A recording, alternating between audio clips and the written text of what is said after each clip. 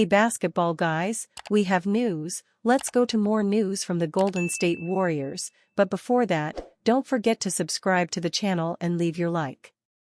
Andrew Wiggins did very well for the Warriors in 2022, but after that he had several personal problems and injuries and was unable to maintain his good play. In this season with a high salary, he was offered to several teams to be exchanged. Some teams were interested in the player, including the Pelicans and the Utah Jazz, but he remained with the Warriors. And to the delight of the fans, Andrew Wiggins is having great matches and is once again playing decisively at star level. Do the Warriors still want to trade him? Rumors: will Warriors keep Andrew Wiggins? Or will you trade him at the trade deadline? Coach Steve Kerr responded that he counts on the player for the entire season and he is an important piece in the Warriors' tactical scheme. Wiggins on being that star player for the Warriors. Wiggins has been in the center of conversation of trade rumors regarding the fact that the Warriors might blow up their team and rebuild. These rumors were at its peak when the Warriors let shooting guard Klay Thompson go to the Dallas Mavericks. Instead of accepting the fate that the Warriors and him were done, Wiggins worked even harder to potentially be a second star with Steph Curry. The results, so far this season, have been big for the team and for Wiggins, who seems to have found his groove. Wiggins talked about his performance and training for the season. "I had a great summer of work. Got a lot of work in. Had a lot of time to myself. And feeling motivated this year and just gonna stay like that." The Warriors are going to remain one of the most dangerous teams in the league as long as Wiggins and Curry play at a high level through the remainder of the season. The shorthanded New Orleans Pelicans put up a fight, but Andrew Wiggins put up 30 points to help the Warriors survive a trap game in the Big Easy.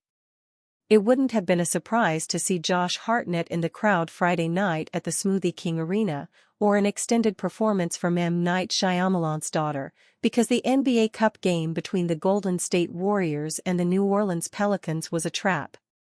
Playing on the road against a Pelicans team missing 4 of its top 6 players, the Warriors weren't able to pull away late, and almost blew an 8-point lead in the final minutes thanks to 3 turnovers and 4 missed free throws. But Trey Murphy 3 missed a potential game winner and Draymond Green secured some big rebounds late as the Warriors escaped, like the Butcher slipping out of a Lady Raven concert. It was a 112-108 win the Warriors probably didn't deserve, but would certainly take. Andrew Wiggins led the Warriors with 30 points in a game that took the Warriors to 3-0 in NBA Cup play, though they showed their continued disregard for the in-season tournament's point differential tiebreaker by blowing a lead late, just like they did against the Memphis Grizzlies.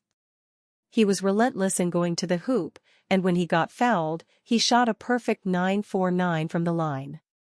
Steph Curry had 19 points, 7 rebounds, and 7 assists in a game where Pelicans head coach Willie Green, a former Golden State assistant, had his players committing to getting the ball out of Curry's hands.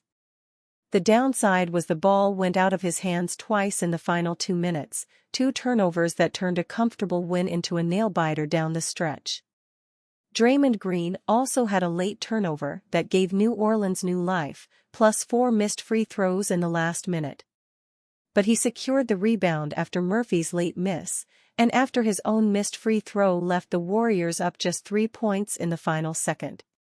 Both Green and Curry finished with 4 turnovers, half of them coming in the final 2:22. New Orleans got a big game from Trey Murphy 3, who scored 24 points and made 5 three-pointers. They also got unexpected scoring from Jeremiah Robinson-Earl and Brandon Boston, who had 19 and 16 points respectively, off the bench. The Pelicans had a few injuries Friday night, which is like saying that Joe Lacob has read Atlas Shrugged a few times. New Orleans played without DeJounte Murray, broken hand, Zion Williamson, hamstring strain, C.J. McCollum, adductor strain, Herb Jones, shoulder strain, and Jose Grand Theft Alvarado, hamstring strain. So, just 4 of their top 6 players and their backup point guard, which is why Elfrid Payton was starting his 2nd straight game after being out of the NBA for 2 years. Leading into a first-quarter timeout, Bob Fitzgerald asked, who has the deeper roster, and the answer to that question is, the one that isn't starting Elfrid Payton in 2024. But the remaining Pelicans came out hot, especially Trey Murphy III, who scored 10 points in the quarter and made his first 5 shots from the field. The same was true for Wiggins, who scored 13 points in the game's first 6 minutes. He got help from Curry, who showed off his throwing arm with a long dime to Wiggins. With Brock Purdy out for Sunday's game against the Green Bay Packers and the Warriors looking at an off-day Sunday, the San Francisco 49ers might reach out to Curry for help. Do they have direct flights from San Antonio to Green Bay? Curry had 4 dimes in the opening period, dealing with the Pelicans sending 2 defenders at him by finding his teammates. And by bombing 3-pointers from deep before the defense could come out on him. While the Warriors bench should have had an advantage over the short-handed Pelicans, that wasn't the case to start the second quarter. Kyle Anderson missed an and-one that could have given Golden State a 9-point lead, and it may have put him in a spiral. New Orleans responded with a 13-0 run, helped by 3 turnovers from Anders and 4 missed threes. The run was stopped by noted 3-point specialist Draymond Green, who made his first 3 shots from behind the arc. But the Warriors trailed at halftime thanks to the bench scoring from Boston and Robinson Earl, who each had 10 first-half points. Boston did it all, besides shooting threes, adding 3 assists, a steal, and a block. JRE did his damage inside with layups, including 2 putbacks off offensive boards. He beat the buzzer with a putback of a Payton miss to end the first half and give New Orleans a 63-62 halftime lead. Jonathan Kuminga scored only 7 points, as his jumper simply wasn't falling. But he got the Warriors a lead at the end of the third quarter with a driving layup and a very nice pass to Kevin Looney, 7 rebounds in 14 minutes. He also threw a touchdown pass that led to a Buddy Hield 3. Don't be surprised if there's a change in the starting lineup soon. Lindy Waters, 3, was scoreless in his 15 minutes, missing all of his 3-pointers. Meanwhile, Hield scored 12 points, and Moses Moody played gritty defense in his 20 minutes of work. But as sloppy as the final minutes were, this is the kind of game the Warriors usually lost last season. There's no style points in the NBA standings, or even the NBA Cup standings. They can still clinch a quarterfinal spot if the Dallas Mavericks beat the Denver Nuggets later Friday, but if the Dubs want to host a game, they'll need to beat the Nuggets, too.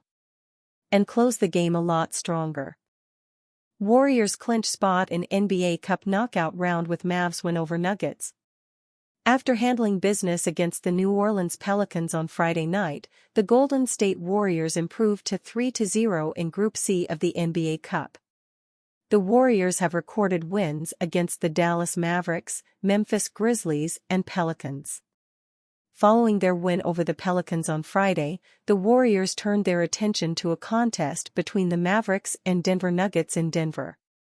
With a Mavericks win over the Nuggets, the Warriors would punch a ticket to the knockout stage of the NBA Cup. Najee Marshall and the Mavs delivered.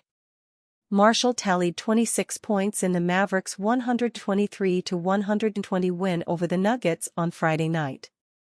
Former Warrior Klay Thompson went scoreless on 0-for-8 shooting from the field in the Mavs' road win over the Nuggets in Denver.